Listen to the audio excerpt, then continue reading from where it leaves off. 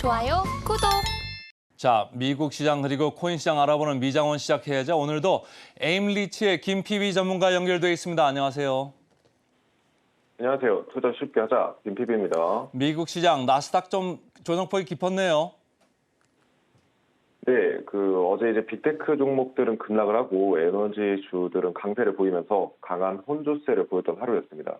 S&P 500이 0.38%, 나스닥이 1.29% 하락을 했는데 오히려 다우지수는 0.27% 반등하면서 마감을 했고요.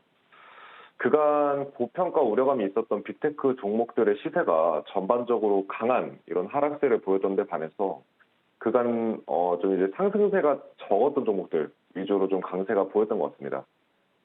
근데 이제 데이터랑 차트로 좀 분석을 해보면 개미들의 돈이 이리 쏠렸다 저리 쏠렸다 하는 느낌을 받거든요.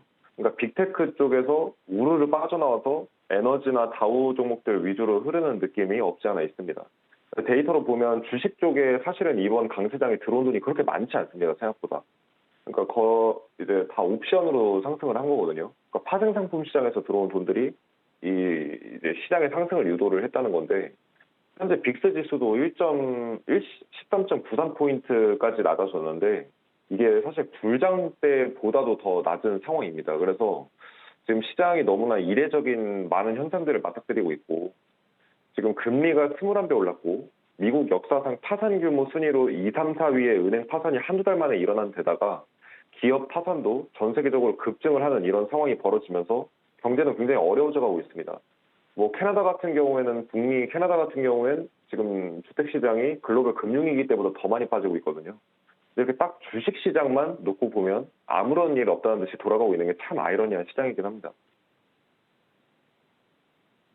미국 시장도 이제 순환매적인 그런 이제 순환이 이루어지고 있습니다만은 어제 웃장 우리나라도 2차 전지 쪽으로 유동성이 좀 모이면서 조금 순환이 이루어졌어요. 근데 최근에 미국 시장 보니까 말이죠. 조금 재밌는 게 아주 미묘한데 DJ 운송 지수가 올라가면서 경기 관련되는 이쪽 산업재도 올라가고 어제는 뭐 에너지도 올라가고 지금 캐터필라 주가에 왔다 갔다 하는 게 우리나라 주식 보면 어떻게 보면 두산 밥켓 이런 게 있거든요.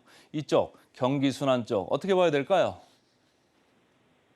아무래도 캐터필러가 이제 경기순환주의 어떤 펀드 매니저들이 전부 전 세계에서 주목하는 대표 주자인데 지금 캐터필러가 저렇게 이제 상승세를 잘 보이고 있다는 거는 뭔가 경기 회복에 대한 기대감이 굉장히 강하다고 볼 수 있겠고 펀드 매니저들도 이제 뭔가 경기 회복에 대한 어떤 기대감을 반영해서 어떤 그 종목 편입을 해서 매매를 하는 게 아닌가 이런 추정을 하고 있습니다. 그리고 그간 매수세가 저조했던 섹터로 자금이 쏠리는 이런 어떤 현상도 벌어지고 있는 것 같습니다. 그래서 트렌드가 변화하려는 이런 머니 트렌드의 변화가 조금 이제 보이는 것 같고요.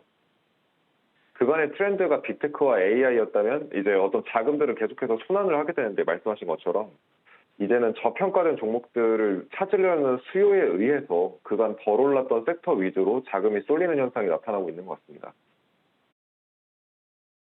금방 말씀하신 대로 이제 전체적으로 이렇게 좀 돌아가고 있는데 한편 이제 시장의 관심이 그동안 막 AI, 빅테크 이쪽에서 있다가 점차적으로 다시 패드 쪽으로 가는 거 아니냐 이런 생각들을 많이 하는 것 같아요. 아무래도 이제 금리 정책에 대해서 앞으로 어떻게 갈 거냐 이런 생각들을 많이 하는 건데 지금 큰 변화는 없는 거죠, 아직까지.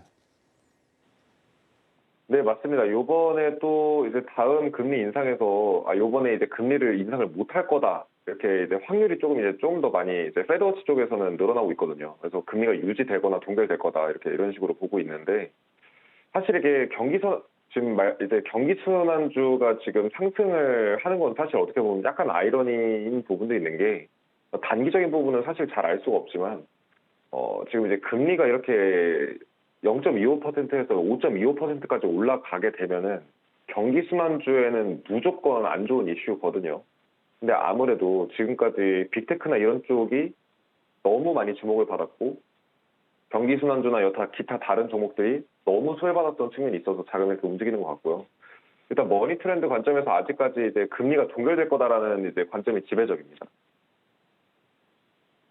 아까 말씀 주실 때 캐터필러 얘기했습니다만 캐터필러 주가에 우리나라 뭐 현대건설기계도 있고 두산밥켓도 있고 같이 연동을 해서 이렇게 움직이는데 그 와중에 미국에서는 테슬라 주식이 지금 슬금슬금 올라가지고 224불까지 왔잖아요. 그런데 그 테슬라만 오르는 게 아니고 GM도 오르고 포드도 오르고 같이 오르는데 우리나라 현대차, 기아 지금 약간 동떨어져서 움직이고 있거든요. 미국의 지금 자동차 산업 어떻습니까?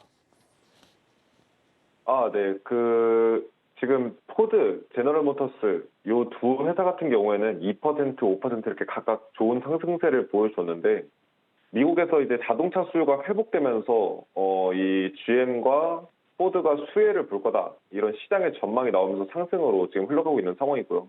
아무래도 테슬라도 전기차 회사긴 하지만 어쨌든 자동차 산업에 포함되어 있는 종목이다 보니 이 부분에 대해서 좀 수혜를 받고 있는 것 같습니다. 근데 테슬라가 이제 요번에 빅테크가 상승하면서 같이 좀 상승을 조금 그래도 잘 해줬었는데 GM이나 포드에 비해서 GM이나 포드는 테슬라보다는 상승을 좀 덜 해준 이런 측면이 없지 않아 있죠. 그래서 테슬라는 좀 적게 상승해주고 GM이나 포드 쪽이 좀 크게 상승하지 않았나 이런 생각이 듭니다. 오늘장 우리 시장도 현대 측이 한번 생각을 해보고요. 자, 좀 준비하신 자료 중에 지금 심리적으로 좀 과열 구간이라고 지금 보이는 지수도 여러 개 지금 나오고 있지 않습니까? CNN 비즈니스 쪽 그 탐욕 지수 보면 상당히 탐욕적으로 지금 많이 치우쳐져 있고 아까 얘기한 CBO의 빅스 지수도 지금 몇 년 내 지금 최저치 정도로 가가지고 너무 사람들이 지금 편안해진 이런 상태잖아요. 어떻게 읽어야 될까요? 맞습니다. 어제 강관우 대표님께서 언급하셨던 대로 시장의 심리가 너무 과열된 측면이 있었어요. 그래서 이제 다양한 심리 지표를 좀 보여드리려고 오늘 가져왔는데 지금 이제 시장 참여자들의 심리를 기술적인 지표로 이제 다양하게 이제 조합해서 보여주는 이런 과매수, 과매도 지표를 참고해 보면 좋을 것 같아서 좀 가져와 봤어요. 근데 현재 심플바이저의 기술적 지표에 따르면 미국 증시가 과매수 구간까지 심리가 올라온 상황입니다. 근데 지난 불장하고 크게 다를 게 없는 수준의 심리거든요. 그래서 게다가 이제 옵션 거래 대금은 사실 지난 불장보다도 더 심각할 정도로 뜨거운 상황입니다. 그래서 많은 사람들이 이제 더 이상 경제 침체는 없다거나 내지는 뭐 가벼운 연착륙 정도로 생각하고 과감하게 좀 진입하고 있는 걸 알 수가 있습니다. 하지만 이거는 뭐 제가 구도로 여러 번 말씀드린 내용인데 자료를 제가 갖고 왔거든요. 실제로 대부분 개인들은 의외로 이번 상승에 큰 돈을 못 벌었을 수도 있는 게 종목 간 쏠림 현상이 너무 심합니다. 연초 이후에 모든 돈들이 빅테크 쪽으로 쏠려 들어왔고 결국 S&P 500 종목 중에서 일부 빅테크 종목들만이 큰 상승을 했습니다. 뭐 대표적으로 이제 메타, 아마존, 애플, 마이크로소프트 이런 다양한 회사들이 있는데 하지만 이제 S&P 500 지수에서 여기 있는 7개 종목을 제외하면 올해 상승률은 0%였습니다. 그러니까 지수는 근데 또 11% 올랐다. 그럼 이건 무슨 얘기냐면 결국 극소수의 빅테크 종목들이 전체 시장을 리드를 했고 사실 일반 종목들은 별 재미를 못 봤다는 거죠. 어떤 경제 침체 우려감이나 이런 게 반영이 돼서 큰 상승을 못 했다는 겁니다. 이건 마치 시장은 정말 뜨거워 보이는데 막상 내 계좌 열어보면 큰 수익이 없어서 여전히 손실이고 막 이런 이제 느낌을 받을 수 있는 시장이거든요. 그래서 이렇게나 기술주에 많은 자금들이 쏠린 적은 닷컴 버블 이래 최초 수준이고요.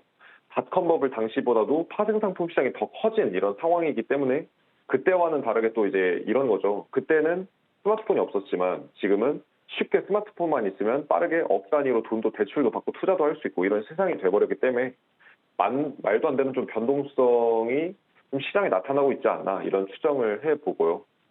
하지만 이제 이런 현상은 오래 유지되기는 힘들어 보이고 어떠한 단기적인 과열 현상이라고 좀 봐야 될 것 같습니다. 그래서 그간 반도체나 AI, 빅테크 종목들을 매매했던 분들 중에 안전한 매매를 원하시는 분들은 사실 중장기 관점에서는 계속 현금을 강조드리고 있거든요. 그래서 분할 매도나 이런 것들을 적극적으로 고려해봐야 되지 않을까 이제 슬슬 그런 생각이 들고요.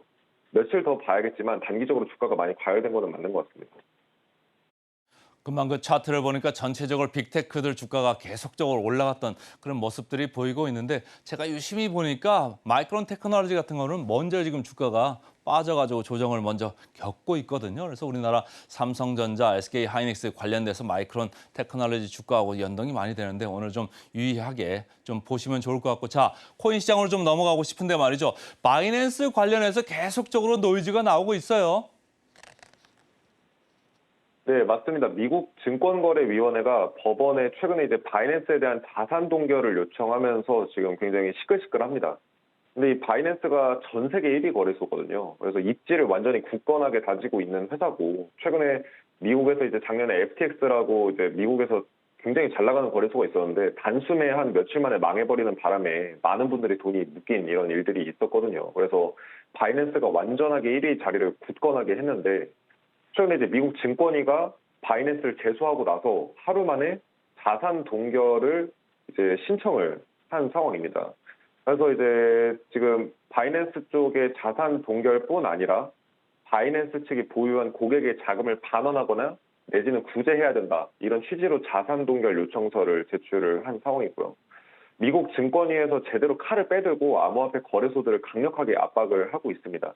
근데 현재 지금 결국에는 바이낸스 쪽에서 OTC 거래, 그러니까 이제 기관 투자자들을 위한 어떤 비트코인이나 이런 거래에 대해서 완전히 중단을 한 상황이고요. 뉴스에 따르면 자금이 유출되고 있다고 하긴 합니다. 바이낸스 쪽에서 이게 바이낸스가 지금 뭔가 문제가 있어 보이니까 투자자들이 돈 빼고 있다. 이렇게 뉴스가 나왔는데 실질적으로 제가 온체인 데이터로 다 분석을 해보니까 자금이 빠진 거는 딱히 없더라고요. 그래서 여전히 아직까지 투자자들은 뭔가 불안하긴 하지만 그래도 별일 없겠지 이렇게 생각하는 어떤 그런 느낌인 것 같고요. 암호화폐 시장이 상승하려다가도 하락 압력을 받을 수 있는 이슈는 확실합니다. 그래서 당분간 매매할 때 이 이슈들을 잘 체크하면서 좀 상당한 주의를 하면서 매매를 하면 좋을 것 같고요. 암호화폐 시장도 증시 따라서 하락세로 움직이고 있는 상황입니다. 24시간 동안 비트코인 3.2%, 이더리움은 2.9% 하락을 하고 있고요. 이 바이낸스 소송 이슈 때문에 BNB 코인이 8.5% 급락을 하고 있습니다. 24시간 동안. 이게 이제 BNB가 이제 바이낸스 기반 코인이고요.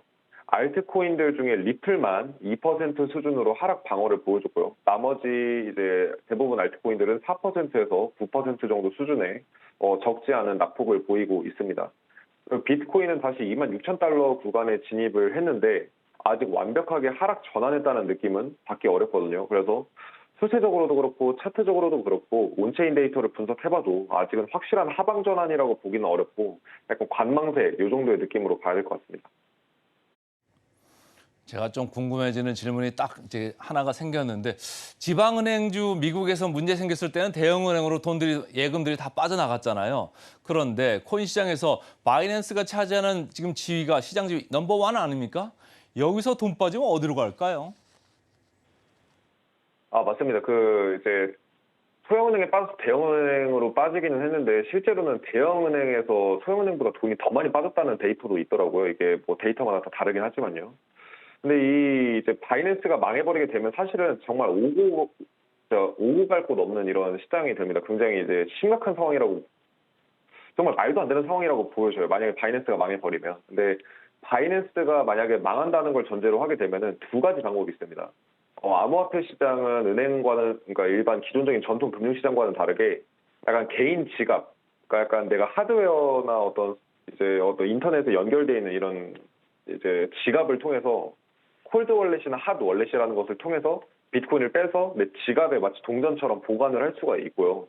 그 방법으로 하거나 아니면은 지금 이제 그러니까 이제 지금 거래소 중에 조금 그나마 규모가 그래도 괜찮은 곳들, 이런 쪽으로 좀 자금이 몰리지 않을까 싶어요. 대표적으로 뭐 후오비도 있고 코인베이스도 있고 다양한 거래소들이 있는데 특히 저는 의외로 좀 한국 거래소들이 생각보다 안전하다는 생각을 합니다. 왜냐하면 한국 금융기관들도 그렇고 한국 거래소들도 그렇고 미국은 뭔가 디파이나 이런 다양한 금융 시스템들을 통해서 뭔가 거래소들의 어떤 리스크가 조금 있는 상황인데 사실 우리나라 거래소들은 생각보다 괜찮거든요. 그래서 저는 사실 우리나라 거래소에 돈을 넣어놓는 것도 괜찮다. 아니면 내지는 콜드 월렛이라고 해서 인터넷이랑 연결되지 않고 해킹에 완전히 안전한 이런 콜드 월렛에 좀 돈을 보관하는 게 낫지 않겠느냐 이렇게 좀 고객들한테는 말씀드리고 있습니다.